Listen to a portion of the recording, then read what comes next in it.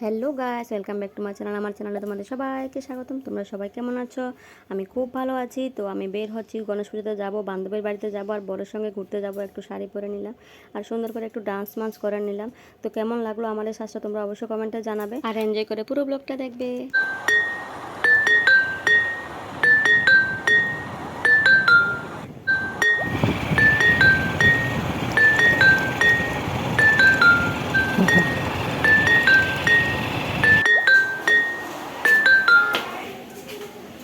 তো আমরা চলে আসলাম বান্ধবীর ঘরে। আর ওদের ঘরে আসতে আমাদের কোয়ার্টার থেকে একটুখানি পায়ে হেঁটে আসতে হবে, নতুবা বাইকে আসতে হবে। তো আমরা চলে আসলাম বাইকে। আর এসে দেখছি বা থামিয়ে রাখছে, গণেশ পুজো শেষ হয়ে গেছে আর সবাইকে প্রসাদ বিতরণ করছে আর প্রসাদ খাচ্ছে ভিতরে রুমে বসে। তারপরে আমরা দুজনে গণেশ ঠাকুরকে ভক্তি শ্রদ্ধা করে নিলাম। আর যেহেতু আমি ক্যামেরাম্যান, ও প্রথম করছে, তারপরে আমি করলাম। তো প্রথমত খুব সরি, কারণ আমি পুজোটা তোমাদের মধ্যে দেখাতে পারলাম না। আর ঠাকুরের মূর্তিটা দেখানোর সুযোগ করে দিলাম। তোমরা ঠাকুরকে প্রণাম করে নেবে, সবাই আশীর্বাদ নিয়ে নেবে, কারণ আমাদের বাড়ি থেকে একটুখানি জায়গায় হেঁটে আসতে হবে বা একটু টাইম নিয়েও আসতে হবে। তো যেহেতু ঘরে কাজকর্ম থাকে, তো আমি আসতে পারলাম না, বিকালেই আসলাম। বিকালে এসে দেখলাম সবাই এগুলি থামিয়ে রাখছে। তো আমরা প্রণাম করে নিলাম। এখন আমরা প্রসাদ খাবো, প্রসাদ খেয়ে বেরিয়ে যাবো। আর সুন্দর করে একটু গণেশ ঠাকুরকে একটু দেখিয়ে দিলাম তোমাদের মধ্যে। খুব সুন্দর হয়েছে তো মূর্তিটা দেখে আমার কাছে খুব ভালো লাগে। তোমাদের কাছে কেমন লাগে তোমরা অবশ্যই কমেন্টে জানাবে। আর খুব সুন্দর খুব লাগছে চেহারাটা। আর এদিকে এই হলো আমার বান্ধবীর পুজোতে আসলাম। বান্ধবীর সঙ্গে তো সেলফি না হলে কি ভালো লাগে। আর এই হলো বান্ধবীর শাশুড়ি মা। আর বান্ধবীর শাশুড়ি মা বলছে আমাকে ক্যামেরার মাঝে আনছো, আমার চেহারাই সুন্দর নেই, কারণ আমি সাজগোজ করিনি। তারপর আমরা হাসাহাসি করলাম, তারপর আমরা প্রসাদ খেতে বসে গেলাম। আর অন্যদিকে অন্যরা বসেছে, সবাইকে ক্যামেরার সামনে আনতেও পারছি না, কারণ কে কী ভাববে, আবার কেউ বলবে আমাকে কেন সোশ্যাল মিডিয়াতে নিয়ে আসছো, যার কারণে ভিডিওতে আমি ওদেরকে দেখাতে পারছি না। তো পারমিশন নিয়ে দেখাতে হয়। আর একটুখানি দেখাচ্ছি, দেখো এই যে প্রসাদ দিচ্ছে, সবাই প্রসাদ খাচ্ছে আর অনেক বাচ্চা আছে এখানে, বাচ্চারা খেলা করছে। খুব ভালো লাগলো গিয়ে। আর পুজো করার সময় যেতে পারলাম না, তোমাদের মাঝে হয়তো পুজোটা দেখাতে পারলে একটু শান্তি লাগতো। তারপরে আমরা বেরিয়ে পড়লাম, টাউনে যাব। টাউনে অনেক পুজো হচ্ছে। আর আমাদের ত্রিপুরাতে আগে এরকম গণেশ পূজা হতো না। এই 1-2 বছর ধরে গণেশ পুজো খুব বেশি হচ্ছে।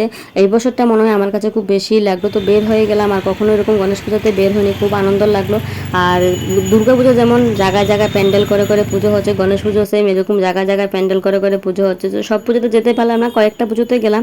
আর কয়েকটা পুজোতে যখন গেলাম তোমাদের মাঝে দেখানোর সুযোগ করে দিলাম। তোমরা এনজয় করে পুরো ব্লগটা দেখবে, কারণ ওর ডিউটি আছে, আমিও ছেলেকে মাস্টার বাড়ি থেকে ঘরে নিয়ে যাব। তো যার কারণে সবটি পুজোতে আমি ঘুরতে পারলাম না।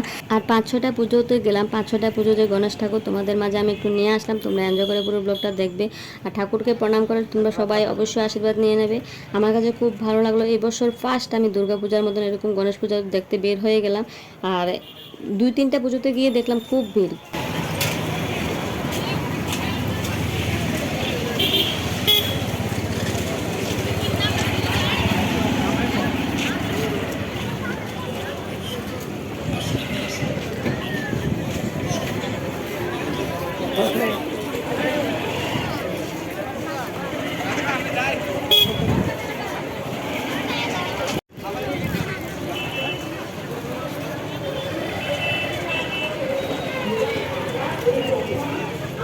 ওনাকে, কারণ আমাদের ত্রিপুরার অনেক মহিলারা আছে গ্রামের, যারা পিছিয়ে আছি এখনো।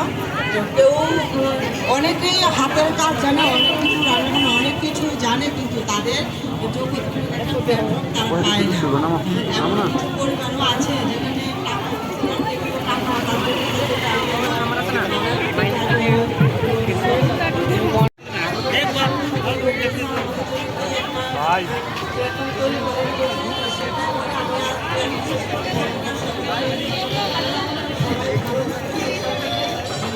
আর ও বাইকটাকে সাইডে লাগাতে গেল।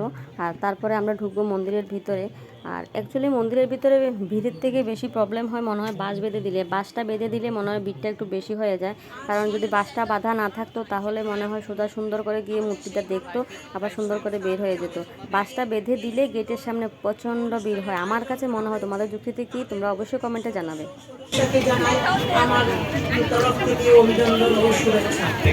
তো আমি প্রথমেই বলবো, মাটির গানে যিনি আমাদের মধ্যে উপস্থিত হয়েছেন একগুচ্ছ প্রকল্প নিয়ে, উনি আমাদের অনেক প্রাণপ্রিয় এবং আমাদের সমাজের এবং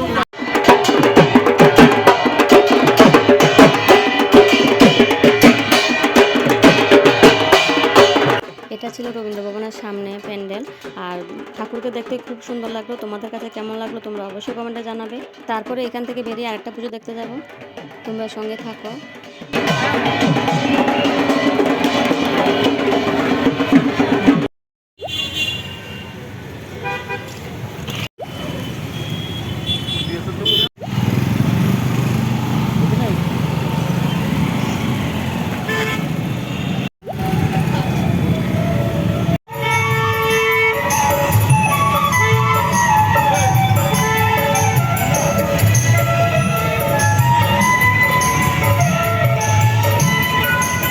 তারপরে আমরা চলে আসলাম ওরিয়ন চুমনে। আর ওরিয়ন চুমনে এসে দেখি কৃষ্ণ সঙ্গীত খুব সুন্দর করে গাইছে। আর আমার পেজে আমি দিয়ে দিয়েছি, তোমরা অবশ্যই দেখে নেবে। যে গানটা গাইলো, গানটা খুব ভালো লাগলো। আমি দাঁড়িয়ে থেকে ভিডিও করে ওই ভিডিওটা তোমাদের মাঝে আমি আলাদা পোস্ট করে দিলাম, তোমরা ওই ভিডিওটা দেখে নেবে। আর এই প্যান্ডেলে ঘুরে একটু খুবই ভালো লাগলো। এ হলো গণেশ ঠাকুর, তোমাদের দূর থেকে দেখালাম। ভিতরে ঢুকলাম, ভিতরে ঢুকেছি যখন তখন ঠিক করে আমি ভিডিও করতে পারিনি। তার দিয়ে পড়লাম আর বাইরে দাঁড়িয়ে কীর্তন শুনলাম। কীর্তনটা খুব ভালো লাগলো, এর জন্য আলাদা ভিডিও করে দিয়ে দিয়েছি, তোমরা দেখে নেবে। আমার প্রোফাইলে পেজে দিয়ে দিয়েছি ভিডিও, তোমরা অবশ্যই দেখে নেবে। আর সবাই সেলফি তুলছে, খুব ভালো লাগলো। এখানে দাঁড়িয়ে 1 ঘন্টা দাঁড়িয়ে এখানে পুজো দেখলাম আর ভিড়ের মাঝেও ফেসে গেলাম। তারপরে আসলাম শঙ্কর চুমনে। আর শঙ্কর চুমনে দাঁড়িয়ে ঠাকুরটাকে দেখলাম। আর ঠাকুরটাকে দেখতে খুব সুন্দর লাগছে। তো এটা রাস্তার পাশে বলে সামনে যেতে হলো না, রাস্তার এই পাশ থেকে বাইকের থেকে আমি ঠাকুরটাকে দেখলাম আর একটু ভিডিও করে নিলাম।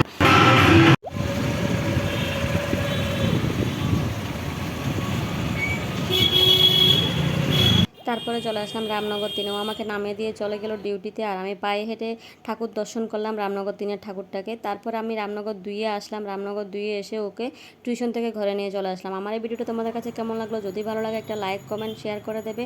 আর প্লিজ প্রচুর প্রচুর পরিমাণ ভালোবাসা দেবে। তো আজকের মতো ভিডিওটা এখানে শেষ করলাম। সবাই ভালো থাকবে, সুস্থ থাকবে। Thank you, bye by.